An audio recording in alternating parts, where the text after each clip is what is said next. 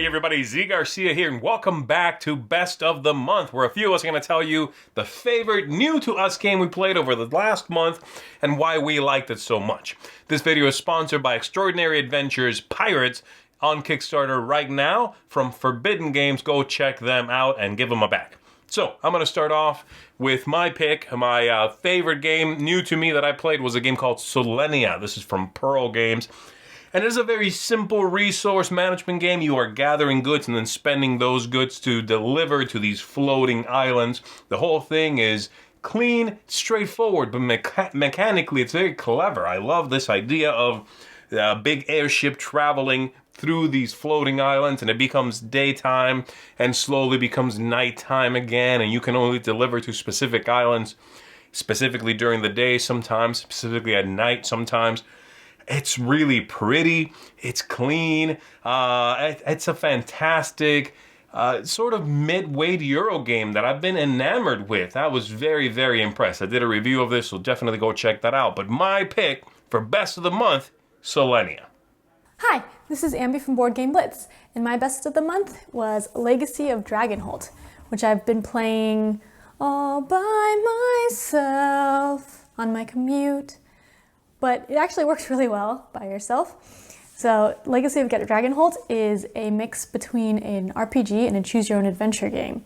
So there's a bunch of books with a bunch of different passages that you read through, and you have a character where you have skills and abilities that you can level up, and you pick what passages you're going through, and then the story changes depending on what you've done before, which is really interesting. And I like reading a lot, and I also like role-playing games. So this is perfect for me because I don't play many role-playing games because of time constraints, but this has the whole story there, so I can just read it at my own pace whenever I want to, and it works well for reading on my commute. So that's why Legacy of Dragonholt is my Best of the Month.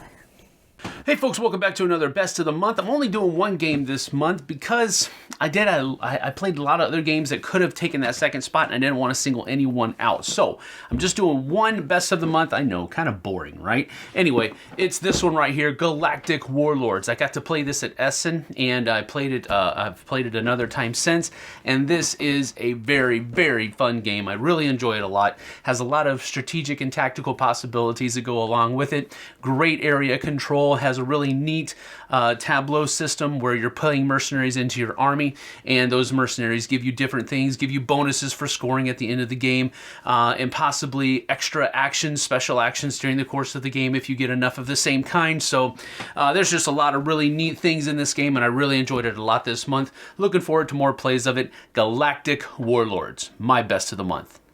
My Best of the Month is Summit. Summit is a game where all the players have to reach the top of a mountain and back, and while they're doing this, they can score points by karma. You can use your karma to play cards. The game is somewhat mean-spirited, but it's mean-spirited in a good way. And I just love that one event could change the whole game. Like one of our games, I draw an event that took away the halfway camp while it was still going up. That was the second event we took, so it was a very different game from the previous game we had played just before, and how you can affect other players. There's a nice stake that element in the game, and which is something that my group likes a lot. So I think the game was fantastic. I love. So if you like that kind of game, that competitive side, games that you can say, here, take that to your friends, and you have a good group that enjoy that, you gotta try that. Summit is spectacular. Hey friends, Chubby Meeple here. My Best of the Month for October, while I did play quite a few games, the Best of the Month is actually one I played right near the end of the month, like the 28th, 29th, 30th of October. That game is Dire Wild. What I really like about the game, the biggest thing that made it fun for me was doing the character creation. So it's a deck building game where you're buying creatures that you find in the wild and adding them into your deck. And what I really enjoy about it is when I have my hand of 5 cards, I use those cards to buy other creatures and add them to my discard pile. So again, my deck's getting stronger and stronger like every other deck building game. But then once I've done that, I get to take the creatures that are in my hand and I get to pick one of them to be a primary creature, and I flip the others upside down, and they add additional statistics. So now I'm building basically this creature that's going to go out and help me fight the enemies. They give me extra fight, extra movement. Maybe they give me some special abilities like being able to poison or being able to knock back enemies. It really makes for some unique choices. Because definitely recommend checking out Dire Wild. The artwork, the presentation is fantastic. I really like the gameplay, and that is my best of the month for October. And until next time, keep gaming, friends. Hey, my best of the month wasn't even close. It is Chronicles of Crime. Woo! It's such a great game. You use an app to go around and scan locations and solve a murder mystery. I love it. It is like an escape room, but the thematic part of the escape room. So escape room games are usually very puzzly. This is not as so much of these puzzles, but just trying to figure out a story. Super great. I like it best with 2. Highly recommend it. Chronicles of Crime. Hi everyone, I've played some amazing games this month, mostly because I went to Essen and there were so many available. Now, there's some of those that I've not played enough to say that they're my sort of favourite, but Ice Cool 2 I have played quite a bit, and that's partially because it's some quick, simple, very light-hearted fun. So this is actually at the moment set up, you can't see all of it, but it's quite large. It's set up with Ice Cool 1 and 2, and to me that's the best way to play it, because it's almost more of an expansion. Now, if you were just to own one or the other, they've got different colours for the penguins and the fish, and it's a mirror image board. So they're not that different. Alright, the artwork's different, but the layout is the same otherwise.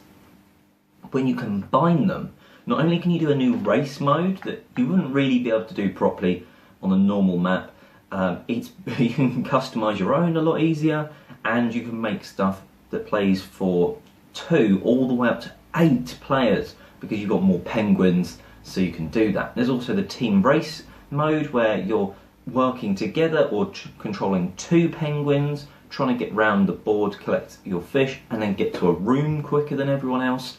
It's just light-hearted fun, and it is effectively flicking these penguins successfully or unsuccessfully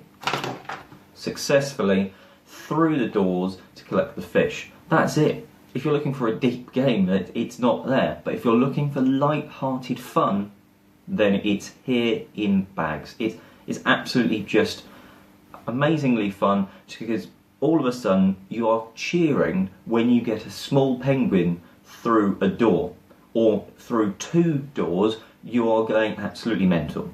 So that's why, for just fun factor, Ice Cool 2 is my best game of the month. And I'm Oliver East, signing out.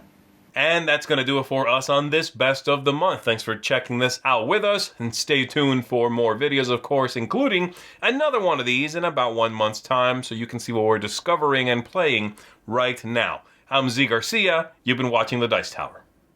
Thanks so much for watching the Dice Tower videos. Find more great videos and reviews, as well as our top-rated audio podcast at Dicetower.com.